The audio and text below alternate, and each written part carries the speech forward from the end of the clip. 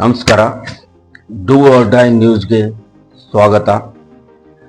ಕೃಷ್ಣಾ ಮೇಲ್ದಂಡೆ 3ನೇ ಹಂತದ ಯೋಜನೆ ಭೂ ಸ್ವಾಧೀನಕ್ಕೆ ಪರಿಹಾರ ಹಣ ನಿಗದಿ ಮಾಡಿದ ಸರ್ಕಾರ. ಬೆಳಗಿ ಪಟ್ಟಣದಲ್ಲಿ ಸಂತ್ರಸ್ತರಿಗೆ ಸಂಭ್ರಮಾಚರಣೆ. ನೀರಾವರಿ ಭೂ ಸ್ವಾಧೀನಕ್ಕೆ ಎಕರೆಗೆ 40 ಲಕ್ಷ ರೂಪಾಯಿ, ಒಣಬೇಸು ಭೂಮಿಗೆ 30 ಲಕ್ಷ ರೂಪಾಯಿ ನಿಗದಿ ಮಾಡಿ ರಾಜ್ಯ ಕ್ಯಾಬಿನೆಟ್ನಲ್ಲಿ ಮಹತ್ವದ ತೀರ್ಮಾನ ಮಾಡಲಾಗಿದೆ.